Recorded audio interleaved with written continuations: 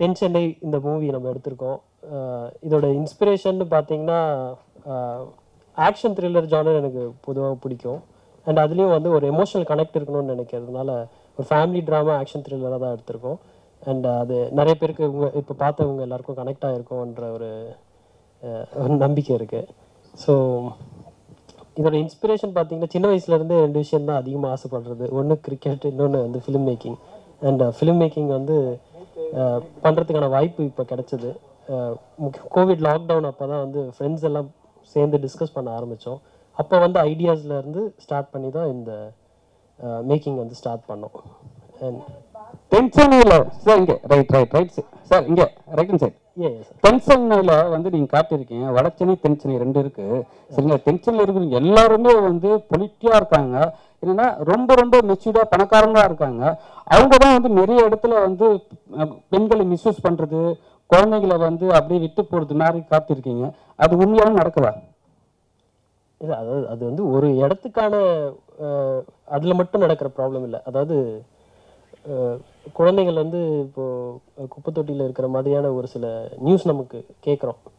அது Covid time அப்போ கூட ஒரு சில நியூஸ் அந்த மாதிரி நடந்தது. அது ஒரு ஏரியா ஸ்பெசிஃபிக்லாம் கிடையாது. பிரச்சனைகள் எல்லா இடத்துலையும் தான் இருக்குது. அது ஒரு இடத்த பொறுத்து மட்டும் கிடையாது. அது தென் சென்னையில் மட்டும்தான் நடக்குது அப்படி சொல்ல வரல. இந்த இடத்துல இந்த கதைக்கு அது தேவைப்பட்டுச்சு. இல்லை ஆக்சுவலாக என்னென்னா நிறைய நியூஸ் நீங்கள் பார்த்தீங்கன்னா அது மாதிரி இருக்கிற ஆளுங்க தான் வந்து குழந்தைங்கள வந்து இது மாதிரி குப்பையில் தொட்டு போகுது. ஆனால் ஒரு சில இடத்துல மட்டும்தான் அடித்தட்டு மக்கள் பண்ணுறாங்க. அது கூட வந்து போலீஸ் ரிகவரி பண்ணி கொடுத்துட்றாங்க. சரிங்க. ஆனால் தென்சென்னை பணக்கார வீட்டில் நடக்கிற விஷயத்த வந்து போலீஸ் மறைக்கிறாங்கன்னு சொல்லிட்டு ஒரு விஷயம் காட்டுறீங்க. அது உண்மையா? இல்லை, அது அந்த குழந்தை பற்றி வர்றதுல போலீஸ் என்கொயரி இதில் காமிக்கல நம்ம. ஆனால் வந்து ஒரு ஸ்பெசிஃபிக்கான சிட்டி ஆமாம்.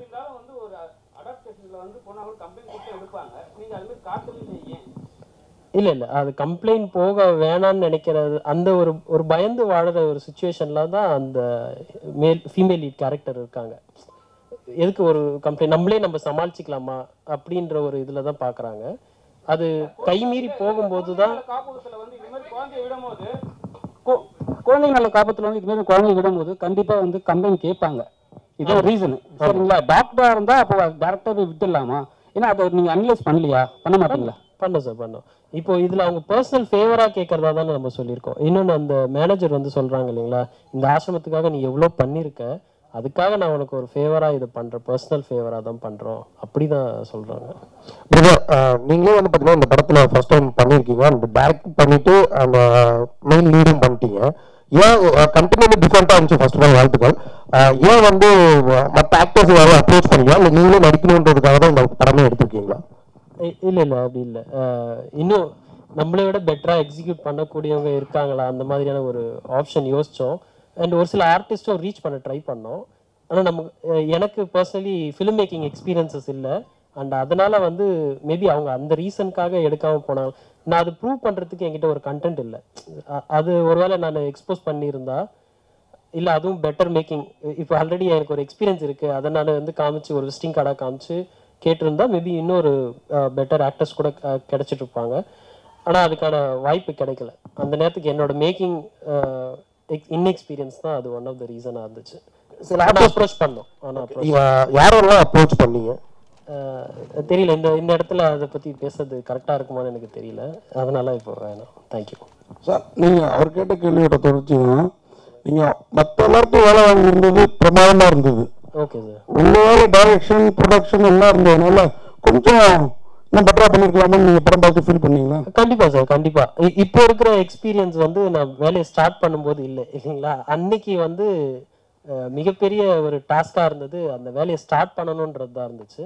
அதை என்னால் ஸ்டார்ட் பண்ண முடிஞ்சதே அது ஒரு பெரிய அச்சீவ்மெண்ட்டாக இருந்தது அந்த பாயிண்ட் ஆஃப் டைமில்.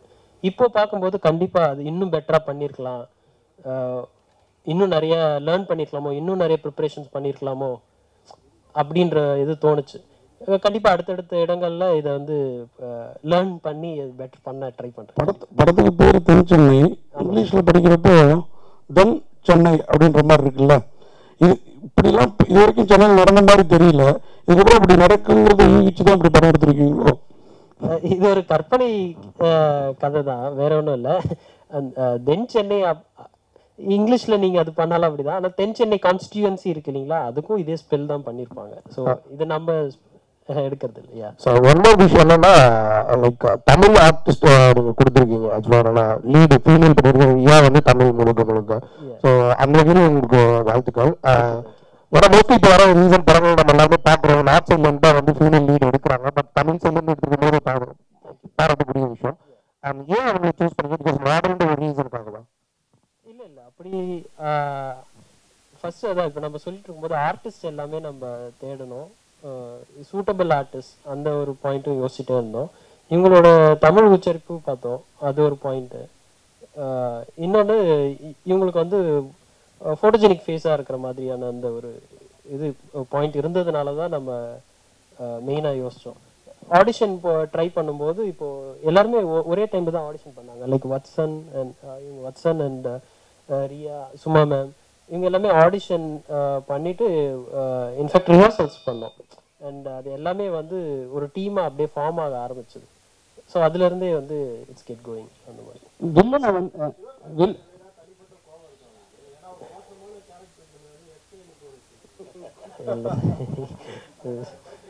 அதாவது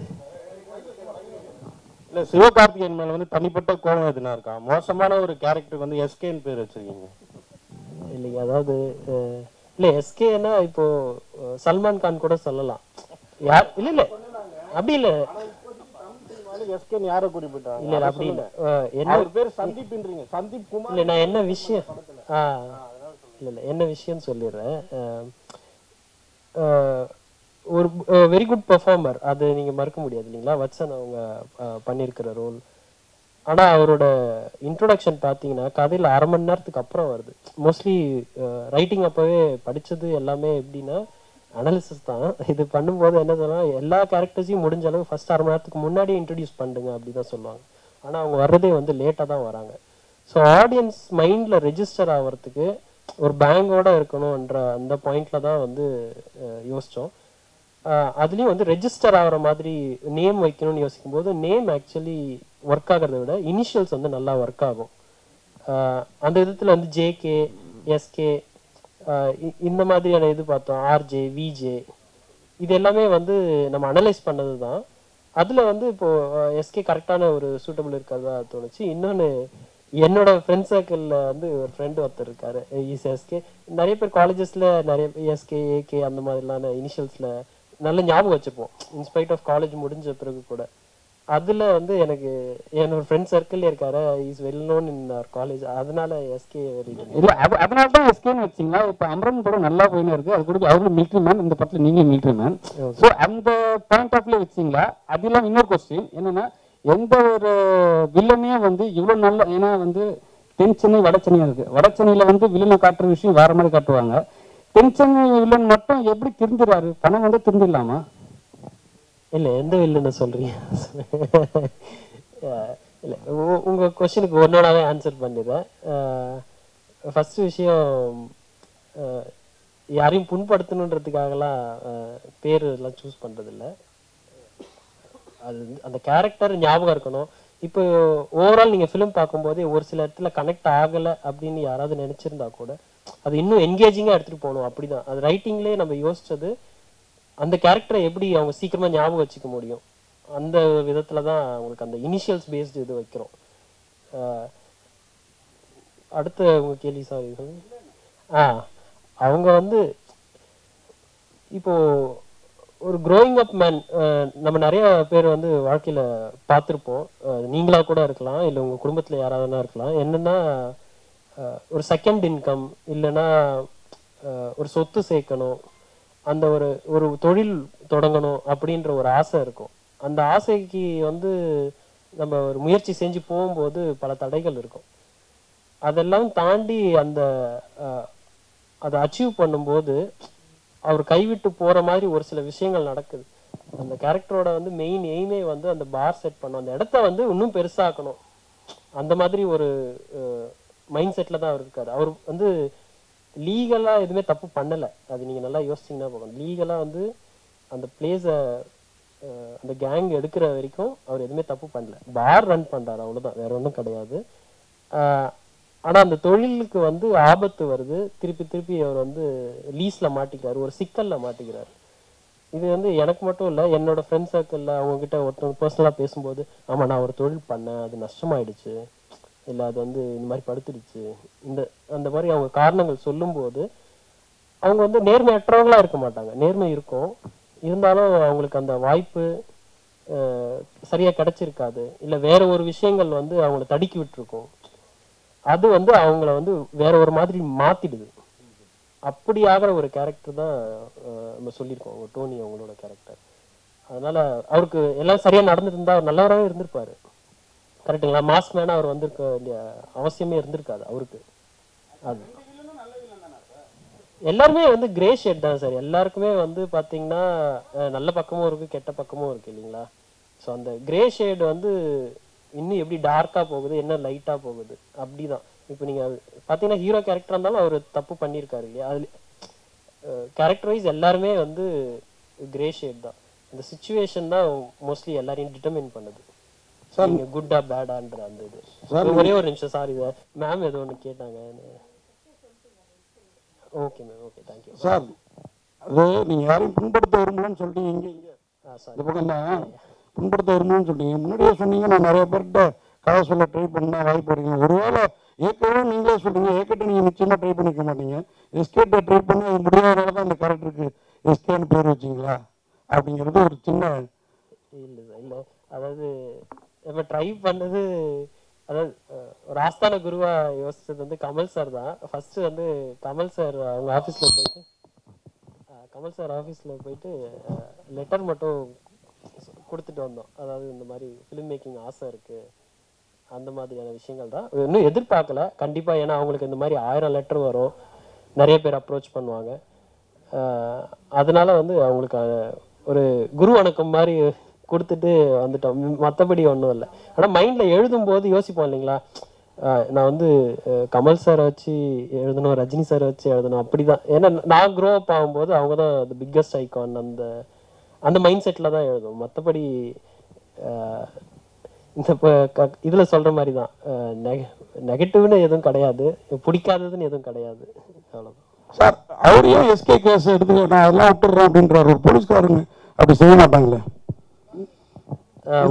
உண்மைதான் நீங்க சொல்றது. ஆனா இது ஃபிக்ஷனல் சொல்லிட்டோம் இல்லைங்களா, அந்த ஒரு பாயிண்ட்ல அவருக்கு வந்து ஒரு 2வது வாய்ப்பு உனக்கு வழங்கப்படுது, அந்த மாதிரியான ஒரு இது அவர் அனலைஸ் பண்ணதுல அவங்க தெரியுது. இறந்தவங்க எல்லாருமே வந்து ஒரு இவங்களோட மோசமான கேரக்டர் அப்படின்றத அவரு ஜட்ஜ் பண்ற மாதிரியான ஒரு ஃபிக்ஷனல் கேரக்டரா தான் நம்ம ஹீரோயின் ஒரு கேள்வி.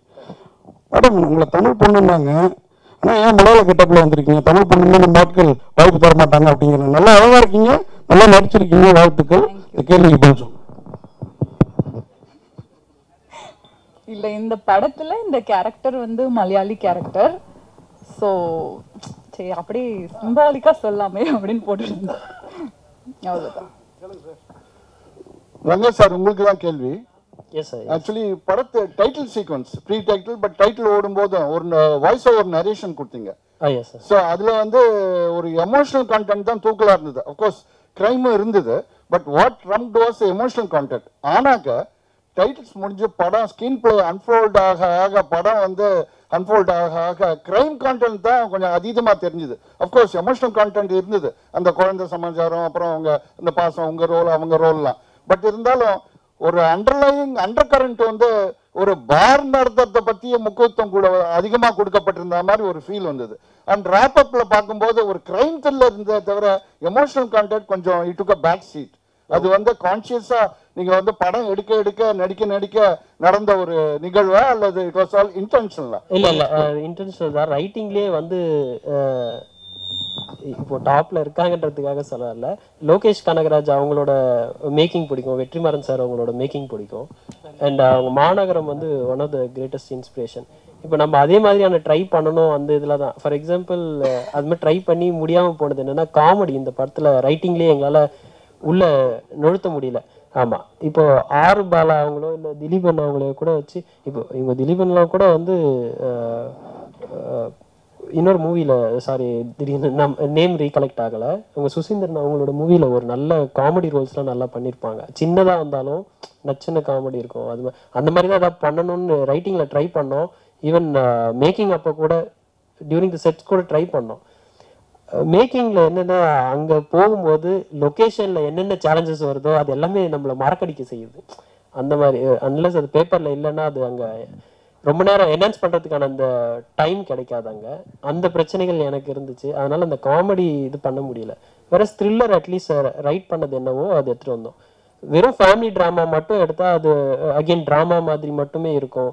எல்லாருக்கும் வந்து ஒரு அட்டென்ஷன் கிராபிங்காக இருக்காதுன்றதுனால தான் வந்து டெஃபினெட்லி இன்னொன்று நான் ஆக்ஷன் த்ரில்லர் ட்ராமா தான் எனக்கு வந்து ஆஸ் அ ஆடியன்ஸ் நான் பார்க்க விரும்புகிறதே அதுதான். என்னோட ஜானரே வந்து கொஞ்சம் அட்வென்ச்சர் ஆக்ஷன் த்ரில்லர் அந்த மாதிரி பெர்ஸ்பெக்டிவ் தான் பார்ப்பேன். ஆனால் அதுலேயும் ஒரு எமோஷனல் கண்டென்ட் இருக்கணும். Something it has to connect to us. அப்போ தான் வந்து அது லாங் ரன்லேயும் இருக்கும், நம்ம மைண்டில் இருக்கும் அப்படின்றது தான் என்னோட. இல்லைங்க சார், இல்லைங்க சார். சார் இப்போது 50 தேட்டருக்கு ட்ரை பண்ணிகிட்ருக்கோம். தேட்டர் லிஸ்ட் இன்னைக்கு மதியம் தான் வரும். அதுக்கான ஒர்க்கும் ஓடிட்டுருக்கு. ஆக்சுவலி அதான் டெலிவரி அண்ட் தேட்டர் லிஸ்ட்லாம் அதில் பார்க்க வேண்டிய வேலை இருக்குது. தேங்க்யூ. இல்லைங்க சார் கொடுங்க சார். நீங்கள் இப்போ பாதி அந்த ஜேனரில் வந்து அவங்க கூடலாம் படம் பண்ணியிருக்கீங்க. இப்போ இவங்க கூட படம் பண்ணும்போது என்ன, ஏன்னா இவங்க ஃபுல் அண்ட் ஃபுல் டீம் வந்து புது டீம் சரிங்களா. அவர் வந்து மியூசிக் டைரக்டர் வந்து டைரக்டர் அண்ட் ப்ரொடியூசர் ஆகிட்டார். இப்போ இவர் வந்து டைரக்டர் அண்ட் ப்ரொடியூசர். எப்படி உங்களை ஹேண்டில் பண்ணாங்க? ஏன்னா நீங்கள் ஒரு சீனியர் சரிங்களா. இப்போ பார்த்து சொல்லியிருக்காரு, இவரை மட்டும் நம்மளால் கொஞ்சம் ஹேண்டில் பண்ண முடியாதுன்னு சொல்லிட்டு ஒரு ஸ்டேஜ்லேயே சொல்லியிருக்காரு. எப்படி பண்ணீங்க சார்? அதுக்கு முன்னாடி நீங்கள் ஒரு கேள்வி கேட்டிருந்தீங்க, ரொம்ப பிடிச்சிருந்தது. எஸ்கேன்னு பேர் வச்சிங்களேன் ஏன் அப்படின்ட்டு சார் கேட்டிருந்தார்ல. அவர் எஸ்கே போய் ஏகே வந்துருச்சு. நான் நல்ல காலம் யோசிச்சேன் ஈகேன்னு வைக்காமல் இருந்தார். ஏன்னா இளங்கோக்கும்னு என் பேர் ஆகிட்டு வந்தது. நான் வந்து இவர்கிட்ட கேட்டேன். இவர் வந்து என்ன இந்த கதாபாத்திரத்துக்காக என்னை கேட்டபோது நான் இவர்கிட்ட கேட்டேன், எப்படி நீங்கள் வந்து என்னை தேர்ந்தெடுத்தீங்க? ஏன்னா நான் வந்து என்னோட 60 வயசில் நான் முதல்ல அறிமுகமான படம் வந்து சிவகுமாரின் சபதம். அந்த முதல் படத்தில் ஆதிக்கு தாத்தாவாக நான் பண்ணேன், ஒரு முழு நீள கதாபாத்திரம். அது வந்து கிராமத்தில் ஒரு நெசவாளியோட கதாபாத்திரம், ஒரே வேஷ்டி சட்டையோட. அதில் என்னை பார்த்துட்டு எப்படி வந்து நீங்கள் இந்த மாதிரி ஒரு டோனின்னு ஒரு பாருக்கு வந்து என்னை நீங்கள் தேர்ந்தெடுத்தீங்கன்னு கேட்டேன். அப்போ அவர் சொன்னார், இல்லை நான் உங்களை ஃபேஸ்புக்கில் ஃபாலோ பண்ணிட்டு இருக்கேன் சார், உங்களோட மற்ற ட்ரெஸ் ரெகுலர் ட்ரெஸ் பண்ணுற ஸ்டைலு உங்களுடைய அந்த ஐக்கானெலாம் பார்த்து எனக்கு பிடிச்சிருந்தது. எனக்கு தேவை நான் என்ன கேட்குறேனோ அந்த கதாபாத்திரத்தை உங்களால் கொடுக்க முடியும்னு நம்பிக்கை எனக்கு இருந்தது. நீங்கள் வாங்க அப்படின்னு சொன்னார். அதுக்கப்புறம் தான் நான் போனேன். அது வேறு, ஆதி வந்து என்னுடைய நண்பர், அதனால் அந்த இடம் வேறு. இந்த இடம் வந்து இவங்க ரொம்ப நல்லா நடத்துனாங்க. சினிமாவில் வந்து அது சீனியர் அதெல்லாம் இருக்கட்டும், பட் ஒன்றா சேர்ந்து அது ஒரு டீம் ஒர்க் தான், எல்லாமே டீம் ஒர்க்கு. ஒரே ஒரு விஷயம் மட்டும் இவரை பற்றி சொல்லணும். எனக்கு வந்து இவர் அடுத்த நாள் அல்லது அதுக்கு அடுத்த நாள் என்ன காட்சி எடுக்க போகிறாங்களோ அந்த காட்சியை வந்து இவரும் இவருடைய நண்பர்களும் நடித்து மொபைலில் வந்து அதை வந்து ஷூட் பண்ணி அதை வந்து லேப்டாப்பில் போட்டு கொண்டு வந்து என்கிட்ட காமிப்பார்.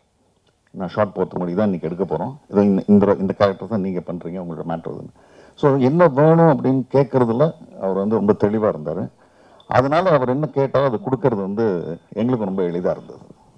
கிரிக்கெட் கேம்களை பற்றி காட்டியிருக்காங்க. அதில் வந்து தெளிவான ஒரு விஷயத்த சொல்லவே இல்லை. ஏன்னா யார் என்ன கேமிங் பண்ணுறாங்க, யார் என்ன பண்ணுறாங்க, யார் பெட் பிடிக்கிறாங்க, அது காட்டவே இல்லை. ஒரு ஏன் அது மாதிரி கொஞ்சம் தெளிவுபடுத்திருந்தா இன்னும் கொஞ்சம் நல்லா இருந்திருக்குமே. இல்லை, அது ஒரு பெரிய கேம், அது பின்னாடி பெரிய ஹிஸ்ட்ரி இருக்குது.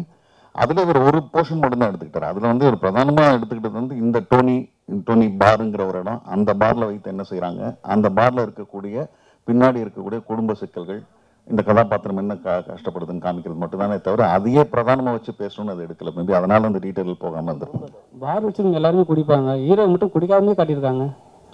டோனியும் குடிக்கலையே சார். கதை வந்து கொரோனா டயத்தில் அப்போ பார்லாம் அலௌடு இருந்ததா? அதே மாதிரி கிரிக்கெட் மேட்ச் கூட நடந்த மாதிரி எனக்கு தெரியல. துபாயில் லாஸ்ட்டாக நடந்ததோ? ஆமாம் சார், அதை தான் சொல்லியிருக்கோம். ஆக்சுவலி பார்த்தீங்கன்னா 2019 இருந்து நீங்கள் அந்த டைம்லைன் நோட் பண்ணிங்கனாலே தெரியும். நம்ம ஃபர்ஸ்ட் கோவிட் லாக்டவுன் அதெல்லாம் சொல்கிறோம் இல்லைங்களா, அதுக்கப்புறம் அது நடக்காத மாதிரியும் ஸ்டாப் பண்ணிட்ட மாதிரியும் தான் சொல்கிறோம். அதனால தான் அந்த ஃபஸ்ட்டு பிளான் பண்ணுற அந்த மாஸ்க் டீம் இருக்காங்க இல்லைங்களா, அவங்க வந்து அப்செட் ஆகிறதுக்கு ரீசனே அதான். அந்த பசங்களும் வந்து ஒருத்தவங்களா வெளியில் வர்றதுக்கு காரணம் என்னென்னா, அந்த கையில் இருக்கிற காசு எல்லாமே வந்து தீர்ந்து போகிறதுனால தான் அவங்க வந்து செகண்ட் லாக்டவுன் வரைக்கும் காத்திருந்து அதுக்கப்புறம் வராங்க. அதுவும் வேற வழி இல்லாமல் கையில் காசு இல்லாமல் அந்த மாதிரியான இதை தான் நம்ம சொல்லியிருக்கோம். சார் அது மாதிரி அதில் நடித்த எல்லாருமே ரொம்ப பொறுக்கி எடுத்து பண்ண மாதிரி இருந்தது. அதுவும் இந்த இருக்கிற இவர் அந்த எஸ்கே கேரக்டர், ஒரு போலீஸு சார், இளங்கோ சார் தெரியும் நமக்கு, வேற லெவலில் எல்லாருமே பண்ணியிருக்கீங்க. இந்த கதை எழுதுறப்போ இவங்க தான் யோசிச்சிங்களா? இல்லைங்க, அப்படி இல்லை. அதான் கதை எழுதும்போது நாம் ஸ்க்ரீனில் பார்த்து யாரை வேணுமோ அவங்கள வச்சு தான் எழுதுவோம். அப்போ வந்து இவங்களை பற்றி எல்லாரையும் பற்றியுமே தெரியாது.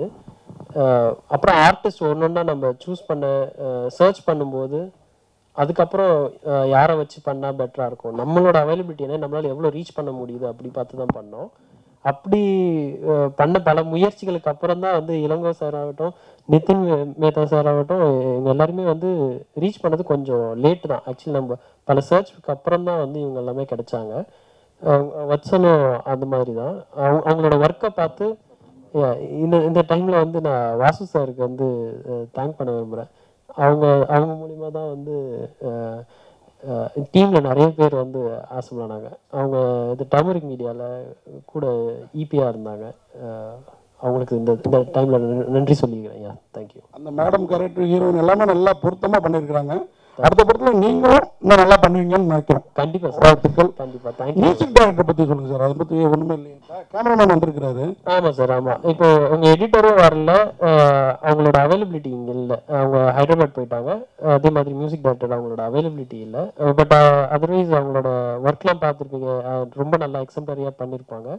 அண்ட் சாங்குக்கு வந்து சிவா பத்மையன் அவங்க பண்ணியிருந்தாங்க. அவங்க வந்து இலங்கையில இருந்து அவங்க சாங்க்கு ஒர்க் பண்ணாங்க. பேக்ரவுண்ட் மியூசிக் ஒர்க் பண்ணது ஜென் மார்டின் அவங்க பண்ணாங்க.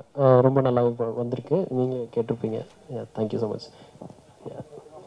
Thank you so much. Thank you. And Nitin சாருக்கு யாராவது கொஸ்டின்ஸ் இருந்ததுன்னா கொஞ்சம் நீங்கள் சொல்ல முடியுமா தமிழில்? Sure sure. இல்லை அது அவங்களுக்கு கூட நீங்கள் சொல்லுங்கள். ஏன்னா அவர் வந்து சிவகார்த்திகேயன் கூட எல்லாம் நடிச்சிருக்காரு. ஆமாம் ஆமாம். சரிங்களா? இங்கிலீஷ் பாலிவுட்லாம் பண்ணியிருக்காரு. தமிழ்ல வந்து அவர் பண்ணும்போது சில விஷயம் வந்து அவரை வந்து ரொம்ப நல்லவராக தான் காட்டியிருக்கீங்க கடைசியாகவே அவரை. ஏன்னா அவர் நல்ல ஒரு ஆக்டர், நல்ல வில்லன். கையை விட்டுருந்தாலும் சரி, எது பண்ணாலும் அவ்வளோ ஆக்ஷன் இருந்தது. கடைசி அவ்வளோதான் அவ்வளோ நல்லவரை காட்டினீங்க. அவரை வந்து கொஞ்சம் ரெகுலராகவே காட்டி அனுப்பிச்சிருக்கலாமே. இல்லை, அதான் யாராக இருந்தாலும் கல்லுக்குள் ஈரம் இருக்குன்றது கடைசி வரைக்கும். லாஸ்ட் தான் கல்லுக்குள் ஈரம் வருமா? அதுக்கு முன்னாடி வராதா? இல்லை, கல்லுக்கு உள்ளதானே ஈரம். அதாவது அந்த கோர் டச் பண்ண உள்ள வந்து இருக்கு. அவர் உள்ள வந்து ஒரு நல்ல மனுஷன் தான். யா யா he just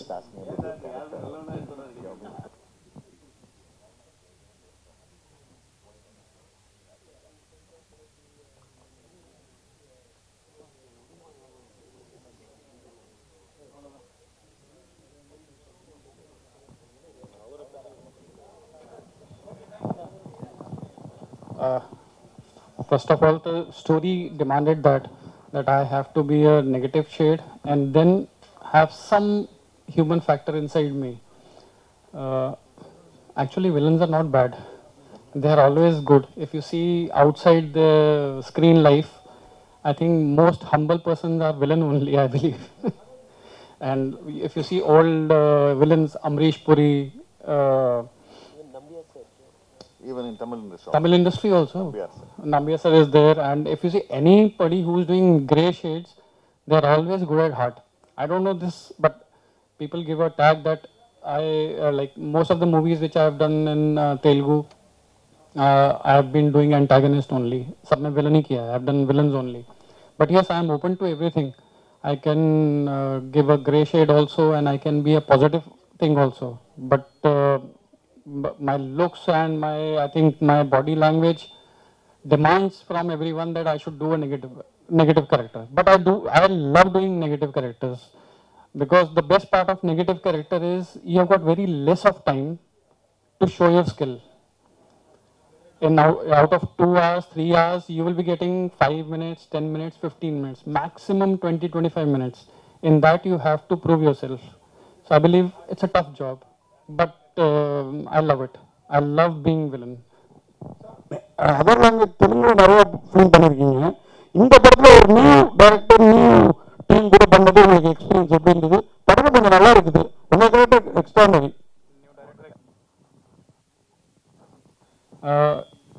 I've done about 6 Telugu movies now, and next one is coming in January with Balakrishna sir. So I had already done Akhanda and all. In that I played main villain. He gave me a call. The director Ranga gave me a call. I did not know him. I did not know who he is, but he just told that he is a new person and he is passionate about making movies, and he just depicted the story and my character, which I liked. And as for the actor, what does he want? He does not want whether it should be a very old director or a new director. If the story is good and you are happy with what you are doing, I think new or old doesn't matter. It is always you are always open to all good characters. I believe good story is good character. That matters. So and you have seen it. And before this also, I had seen the clips what he had made. And for the first time, what he's directed, he's doing producer also, he's doing the hero also.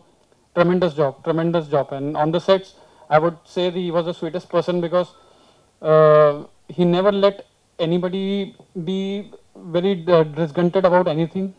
All your demands were met. He very, very sweet person. Whatever the story demanded, and he was very, very clear about it, what he wanted. It is not that I have worked in 6-7 movies and I cannot throw my weight on him.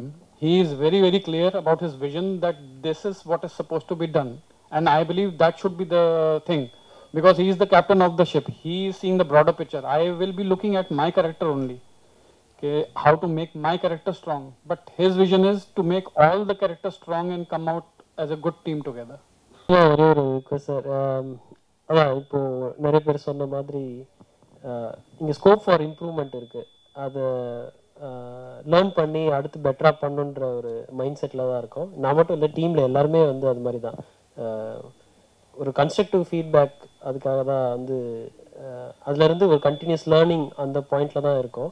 So உங்களோட நல்ல ஒரு feedbacks கொடுங்க, அதுலேருந்து நாங்கள் கற்றுக்க ஆவலாக இருக்கோம். இன்னொரு முக்கியமான ரிக்வெஸ்ட் வந்து எங்களோட ப்ராஜெக்டை மக்களிடத்துல கொண்டு போய் சேர்க்கணும். அது வந்து மீடியா நண்பர்கள் உங்கள் அனைவரோட ஒத்துழைப்பு வந்து மிக மிக அவசியம். Thank you so much. அண்ட் இந்த மழையில் மறுபடியும் எல்லாம் சேஃபாக ரிட்டர்ன் ஆகுங்க. வந்தமைக்கு மிக்க மிக்க நன்றி. யா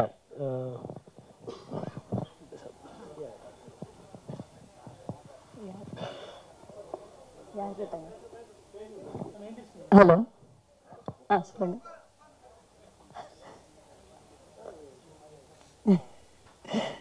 என்ன பேசணும்னு தெரியல. Okay okay. எக்ஸ்பீரியன்ஸ் எனக்கு ஃபர்ஸ்ட் டைம் இந்த ப்ரீவியூ ஷோவில் வர first time press meet witness பண்ணுறேன். கொஞ்சம் நர்வஸ் ப்ளஸ் எக்ஸைட்டட். நிறைய ரோல்ஸ் பண்ணியிருக்கேன், கேரக்டர் ரோல்ஸாக நிறைய படத்தில். பட் இந்த படத்தில் ஒரு லெந்தியான கேரக்டர், ஒரு மெச்சூரான கேரக்டர் பண்ணது ஒரு டிஃப்ரெண்ட்டாக ஃபீலாக இருந்தது. ரங்கா சார் இது ஆப்பர்ச்சுனிட்டி கொடுத்ததுக்கு I am very blessed and happy to be part of this project. கொஞ்சம் தமிழ் அவ்வளோ சூப்பராக வராது because I am from Kannada background. But Tamil முடிஞ்ச அளவுக்கு நல்லா பேசியிருக்கேன் அப்படின்னு நினைக்கிறேன். அதை நீங்கள் தான் சொல்லணும். மற்றபடி thank you so much sir for this. அனைவருக்கும் வணக்கம். ஃபஸ்ட்டு வந்து ரங்கா சாரை பற்றி சொல்லணும். ஏன்னா வந்து ஐடி கம்பெனியில் வேலை பார்த்து அங்கேருந்து ஒரு பேஷன் சினிமா மேலே வந்து 3 அவதாரங்கள் ஒரே நேரத்தில் எடுத்திருக்காரு. தயாரிப்பாளர், இயக்குனர், ஹீரோ. மிகப்பெரிய பொறுப்பு. ஆனால் ஷூட்டிங் ஸ்பாட்டில் பார்த்தீங்கன்னா ரொம்ப சாதாரணமாக இருப்பார். எந்த டென்ஷனுமே வச்சுக்க மாட்டார். கரெக்டாக அந்தந்த வேலையை அவங்க பிரித்து கொடுத்துருவார். கோ டைரக்டர் ஹரஹரன் சார் வந்து ஃபஸ்ட்டு நான் அவரை தான் மீட் பண்ணேன். அவர் நிறையா அந்த படத்தில் அவரும் நிறையா அவரோட விஷயத்தில் நிறையா இது பண்ணார். அவருக்கு முதல்ல நான் நன்றி சொல்லிக்கிறேன். அப்புறம் மேனேஜர் தண்டபாணி சாருக்கு நன்றி சொல்லணும் நான். ஏன்னா அவர் தான் என்னை கொண்டு வந்து ஜாயின் பண்ணார் இந்த டீமில். அவருக்கு என்னோட நன்றி. ரொம்ப நல்ல எக்ஸ்பீரியன்ஸ். நான் நிறையா புது இயக்குநர்கள் படங்கள் நடிச்சிருக்கேன். இவரும் வந்து ரங்காவும் வந்து ரொம்ப கேஷுவலாக இது பண்ணார். அதான் சார் சொன்ன மாதிரி அவருக்கு என்ன வேணுமோ அதை கரெக்டாக அவர் கேட்டு வாங்கினார். அதான் அவரோட ப்ளஸ்ஸு. படம் நல்லா வந்திருக்கு. எல்லோரும் சப்போர்ட் பண்ணுங்கள். நாளைக்கு ரிலீஸு. மக்களும் வந்து நிச்சயமாக படத்துக்கு ஆதரவு அளிக்கணும்னு வேண்டிக்கிறேன். நன்றி. எல்லாருக்கும் வணக்கம். முதல்ல எல்லாருக்கும் நன்றி வந்ததுக்கு. இந்த மழையிலையும் எல்லாரும் வந்திருக்கீங்க. ஏன்னா சினிமாவில் சப்போர்ட்டும் அன்பும் இல்லைன்னா எல்லாருமே வளர்றது ரொம்ப கஷ்டம். அது இதுலேயே தெரியுது. ரொம்ப நன்றி. அண்ட் ரொம்ப சந்தோஷம் இந்த படம் பண்ணதில். முக்கியமாக வாசு சாருக்கு நன்றி சொல்லணும். அவர் தான் ரங்கா கூட கனெக்ட் பண்ணார். அண்ட் ரொம்ப நல்லா இருந்துச்சு இந்த எக்ஸ்பீரியன்ஸ். ரங்கா வந்து இந்த படம் எடுக்கிறதுக்கு முன்னாடியே வந்து ஒரு செட் ஆஃப் டீம் சில சீன்ஸ் மட்டும் கூப்பிட்டு நான் ஷூட் பண்ணி பார்க்கணுன்னு சொன்னார். எனக்கு அதில் தான் ரொம்ப சந்தோஷமாக இருந்துச்சு. ஏன்னா நான் வந்து நாடக பேக்ரவுண்ட்லேருந்து வரேன். ஸோ நான் 16 வருஷமாக ஸ்டேஜ் ப்ளேஸ் பண்ணிகிட்ருக்கேன். ரிஹர்சல்னாலே ஒரு ரிஹர்சல் பண்ணிவிட்டு ஒன்று பண்ண போகிறோன்னா ஒரு சந்தோஷத்தை மீறி ஒரு தைரியமும் இருக்கும். என்ன பண்ணுறோன்றது தெரிஞ்சு பண்ணுறோம் அப்படின்ற ஒரு நம்பிக்கை இருக்கும். ஸோ எப்போ ரங்கா வந்து நான் ஒரு வாட்டி பண்ணி பார்த்துட்டு எப்படி இருக்குன்னு செக் பண்ணிக்கிறேன், அதுக்கப்புறம் படம் எடுக்கலான்னு சொல்லும் போதே எனக்கு அங்கேயே சந்தோஷமாயிடுச்சு. ஸோ அதுலேருந்து ஃபுல்லாக படம் ட்ராவல் பண்ணது எல்லாமே எக்ஸ்பீரியன்ஸ் ரொம்ப கம்ஃபர்டபுளாக இருந்துச்சு. அண்ட் இவ்வளோ பெரிய விஷயம், ஒரு படம் எடுத்துடுறது கூட எடுத்துடலாம், பட் ரிலீஸ் வரைக்கும் கொண்டு வரதுலாம் ரொம்ப பெரிய விஷயம். அதுவும் இவ்வளோ டஃப் பீரியடில் இப்போ நிறைய படங்கள் வந்துக்கிட்டே இருக்குது. இந்த டைம்லேயும் வந்து ஒரு படத்தை எடுத்து இவ்வளோ ஒரு கன்விக்ஷனோட அதை விடாமல் இவ்வளோ கிட்டத்தட்ட 2 இயர்ஸ் ஆயிருக்கும் இல்லையா, 2 இயர்ஸாக அதை பிடிச்சி வச்சு இன்றைக்கி ரிலீஸ் வரைக்கும் கொண்டு வந்திருக்காரு. ஒன் மேனாக அவரோட டீமுக்கும் அவருக்கும் எங்கள் எல்லாருக்கும் சேர்த்து ரொம்ப சந்தோஷமாக இருக்குது. அண்ட் எங்களுக்கும் all the best. Thank you so much. எல்லாருக்கும் வணக்கம். ஸோ இந்த படம் எனக்கு ரொம்ப ஸ்பெஷல். பிகாஸ் எனக்கு இந்த கேரக்டர் ரொம்ப பிடிக்கும். எல்லாருக்குமே ஃபர்ஸ்ட் மூவி நான் ரொம்ப ஸ்பெஷலாக இருக்கும். ஸோ அந்த மாதிரி எனக்குமே இது ரொம்ப ஸ்பெஷலான மூவி. ஸோ தென் டைரக்டர் பற்றி சொல்லணுன்னா ரொம்ப சப்போர்ட் பண்ணார். ரொம்ப பொறுமையாக இருப்பார். ஐ மீன் டேக்ஸ் வாங்கினா கூட பொறுமையாக பண்ணுங்க, ஒன்றும் பிரச்சனை இல்லை சொல்லுவார். ஸோ அதனால தான் காமாக ஒர்க் பண்ண முடிஞ்சுது அங்கே எல்லாராலையுமே. ஸோ டைரக்டருக்கு ரொம்ப தேங்க்யூ. அண்ட் டிஓபி சரத், அவர் ரொம்ப அழகாக எடுத்திருக்காரு, அவருக்கு தேங்க்ஸ். தென் மியூசிக் டைரக்டர் ரொம்ப அழகாக பண்ணியிருக்காரு, அவருக்கும் தேங்க்ஸ். அப்புறம் இந்த டென்ஷனை மொத்த டீமுக்குமே ஹார்ட்லி தேங்க்ஸ். Thank you thank you. அவ்வளோதான்.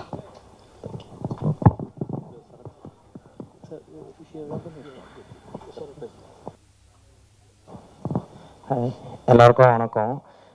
என்னோட கரியர் ஸ்டார்ட் ஆனது இப்போ இண்டிபெண்டன்ட் ஃபிலிம், என்னோட ஃபஸ்ட்டு ஃபிலிம். என் மேலே ட்ரஸ்ட் வச்சு வாய்ப்பு கொடுத்த டைரக்டருக்கும் என்னை இன்ட்ரோ கொடுத்த மகேஷ் முத்துசாமி சாருக்கும் நான் ரொம்ப தேங்க் பண்ணுறேன்.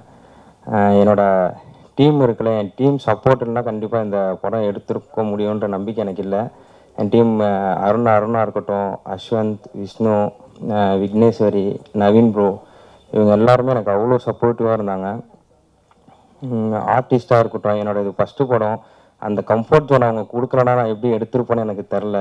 சரி ஓகே ஃபஸ்ட்டு படம் பண்ணுறோம் அப்படின்ற அந்த ஒரு பயத்தோடே தான் இருக்கும். ஒரு ஷார்ட் வைக்கிறப்ப ஆர்டிஸ்ட் கிட்ட நம்ம எப்படி கன்வே பண்ணணும், எப்படி ஹேண்டில் பண்ணணும் அப்படின்ற அந்த கம்ஃபர்ட்டை எல்லாம் கொடுத்தது வந்து ஆர்டிஸ்ட் எல்லாருமே தான். ரொம்ப நன்றி. ஓகே, எல்லாருக்கும் வணக்கம். இந்த படத்தில் நான் கூட ட்ராவல் பண்ணியிருக்கேன். ஒரே ஒரு விஷயம் மட்டும் டேரக்டரை பற்றி சொல்லிக்கிறேன். ஃபஸ்ட்டு டே ஷூட் ஆரம்பித்தோம். அன்றைக்கி அந்த சீன் முடிக்க முடியாதுன்னு தோணுச்சு. அதனால் லஞ்ச் டைமில் போய் வித்தவுட் பிரேக் போயிடலாம் சார் அப்படின்ட்டேன். சரின்ட்டார். அவரும் நான் அன்றைக்கி ஷூட் முடிச்சிட்டோம். நைட் எனக்கு ஃபோன் பண்ணுறாரு, நான் டென்ஷனில் நீங்கள் சொல்லும்போது நான் கவனிக்கல, எதுக்கு வித்தவுட் பிரேக் போகலாம் அப்படின்னு சொல்லிட்டீங்க அப்படின்னு. அப்படி சாப்பிடாமலாம் ஒரு சீனு ஷூட் பண்ணி ஒரு படத்தை ஃபினிஷ் பண்ண வேண்டிய அவசியம் கிடையாது. நம்ம எல்லாருமே வேலை செய்கிறது சாப்பிட்றதுக்காக. ஸோ அதனால் எந்த காரணத்துக்கு வந்து இந்த பிரேக் மட்டும் வித்தவுட் பிரேக் இனிமேல் சொல்லாதீங்க, நான் இருந்த டென்ஷனில் அதை கவனிக்கல சாரி அப்படின்னாரு. சரி சார், நான் இங்கே எல்லாருக்கும் மனிதாபிமானம் ரொம்ப முக்கியம், யார் சாப்பிட்டா யார் சாப்பிட்லாம் அப்படின்றத எண்ணம்லாம் இல்லாமல் இருக்கணும், எல்லாருக்கும் எல்லாம் தேவை அப்படின்றது ரொம்ப ஸ்ட்ராங்காக இருந்தார். அந்த விஷயத்துல இருந்து தான் அந்த படத்துலையும் மனிதாபிமானத்தை பற்றி பேசியிருந்தார். ஸோ அந்தளவுக்கு ஹியூமர் சென்ஸில் ஒரு மனிதத்தை கவனமாக இருக்கிற ஒரு இயக்குனர் அவர். எல்லாருடைய மனிதனும் கஷ்டப்படக்கூடாது, ரொம்ப கவனமாக இருக்கணும், எல்லாரும் கேர்ஃபுல்லாக இருக்கணும், ஷூட்டிங் ஸ்பாட்டில் எல்லாருமே ஜாகிரதையாக இருக்கணுன்றதில் ரொம்ப கவனமாக இருந்தார். அந்த சென்ஸில் தான் எல்லா நாளுமே ஷூட் பண்ணிச்சு. அந்த படத்தை வந்து அவர் பிளான் பண்ண மாதிரி ஒரு 2 மாதத்துக்குள்ளே அதை எடுத்து முடிச்சிட்டாரு. அதை ரிலீஸ் பண்ணுறதுக்கு தான் கொஞ்சம் லேட் ஆச்சு தவிர மற்றபடி வேறு ஒன்றும் இல்லை. ரொம்ப நல்ல இயக்குனர், சிறந்த மேலும் மேலும் வெற்றி பெறணும் ஆசை வாழ்த்துக்கிறார். அதே மாதிரி இந்த மனித தன்மையை மாற்றிடாதீங்க, ஏன்னா இங்கே நிறைய இயக்குனர்கள் வந்து இயக்குனர் ஆனதுக்கப்புறம் அவங்களுடைய கேரக்டர் மாறிடும்.